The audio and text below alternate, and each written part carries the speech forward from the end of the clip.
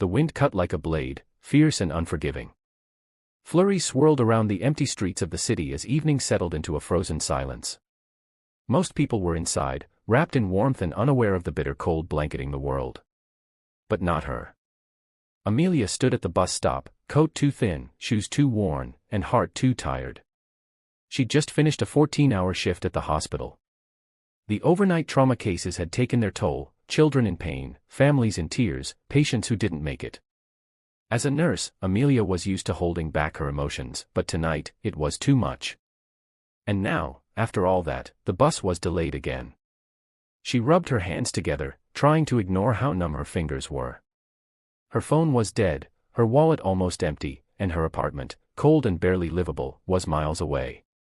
All she wanted was to sleep. To forget the day. To breathe without this crushing weight.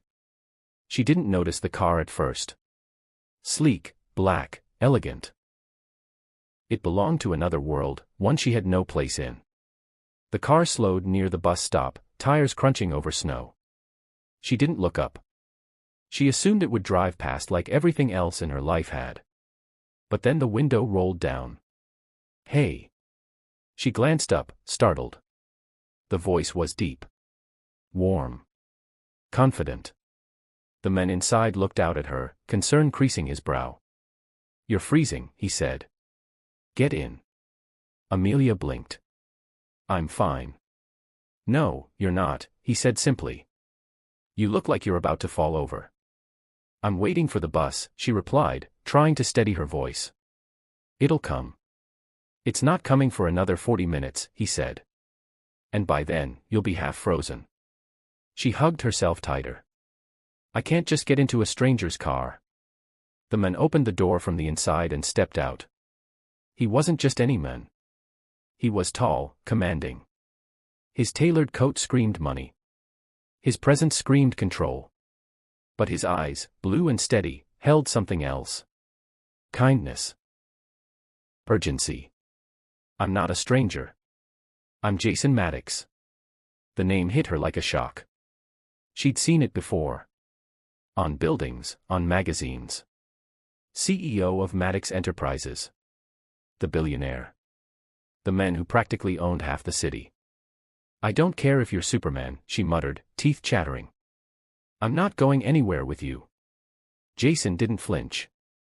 He looked at her, really looked at her, taking in her hospital badge, her exhaustion, her pride. He spoke gently. "I saw you walk out of the hospital. You looked like you'd given everything to save other people, but no one was there to care about you." Her throat tightened. "Let me help. Just for tonight. Just until you're warm again." She hesitated. He stepped closer, shrugging off his coat and draping it around her shoulders without asking. The warmth made her dizzy. "I'll take you home," he added. "Or somewhere safe. No strings." Something in his voice made her believe him. Maybe it was the way he didn't try to impress her. Maybe it was the way he noticed, really noticed, that she was falling apart. And maybe she just didn't have the strength to say no anymore.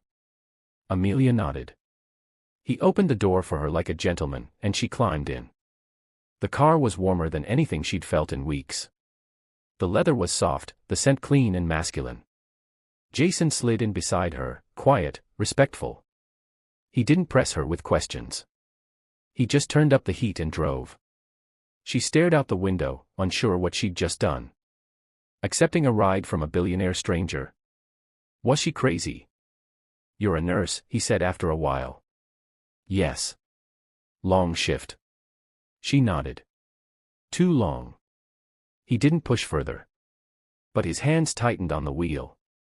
"Why were you out in the cold?" he asked finally. "I missed my earlier bus. Didn't have money for a cab. Phone died. It's been a rough few months." Jason glanced at her, and in his eyes was something rare, respect.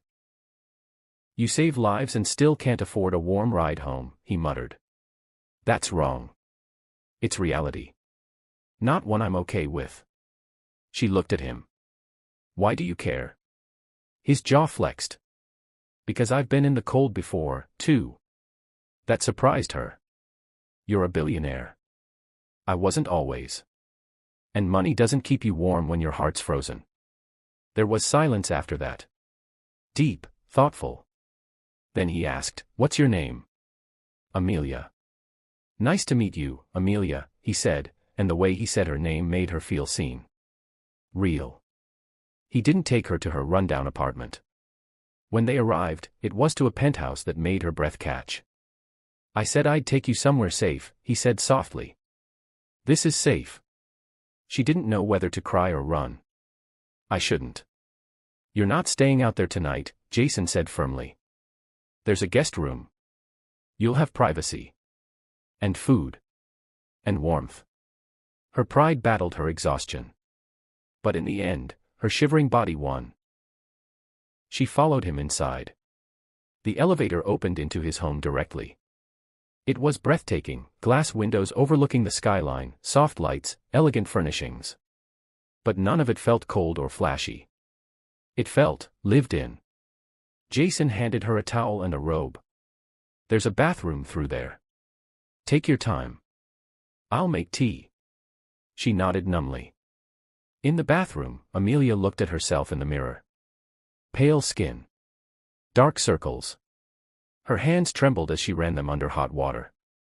She didn't know what this was. But she knew kindness when she saw it. And Jason, he'd offered that without asking for anything in return. When she came out, wrapped in warmth, there was a mug of peppermint tea waiting on the table. Jason stood by the window, his back to her. She approached quietly. "Thank you." He turned. "You shouldn't have to thank someone for caring. That should be normal." Her eyes welled with tears. And then he smiled gently. "Get some rest. The guest room is yours." As she turned to leave, his voice stopped her. "Amelia." "Yes. You're safe here. I promise." And for the first time in months, she believed it. To the viewers. If this story touched your heart so far, imagine how much more is about to unfold in Chapter 2. Will Amelia's walls come down? Will Jason's quiet sorrow finally meet healing? What brought him to that bus stop, and what fate brought her there too? Backhand index pointing right. Don't forget to like this video and subscribe for Chapter 2, coming next. You won't want to miss what happens when kindness turns into something deeper. Love. Morning light filtered softly through the glass walls of the penthouse, casting a golden hue over the city below. Amelia stirred slowly, her body sinking deeper into the plush bed as warmth wrapped around her for the first time in what felt like forever. For a second, she forgot where she was, until she opened her eyes and remembered everything. The penthouse. The storm. Jason Maddox. She sat up, instinctively drawing the blanket around her. Her hair was messy, her heart even messier. The robe was still snug against her skin, and on the nightstand, a tray held a fresh cup of coffee and a handwritten note. "Didn't want to wake you. Breakfast's in the kitchen if you're hungry. I'll be in the office downstairs for a bit. Jason." A small smile tugged at her lips. She didn't expect warmth from men like him. CEOs were supposed to be cold, detached, wrapped in power and pride. But Jason, he was different. The kind of different that made her want to ask questions and never stop listening. She walked into the kitchen, still in the robe, and found a spread of fruit, toast, eggs, and even croissants. It was too much. But she sat and ate quietly, a part of her still unsure this wasn't a dream. The sound of a door clicking pulled her attention. Jason stepped in, jacket off, sleeves rolled, and a laptop tucked under his arm. His eyes met hers, and he gave her a gentle smile. "Morning," he said.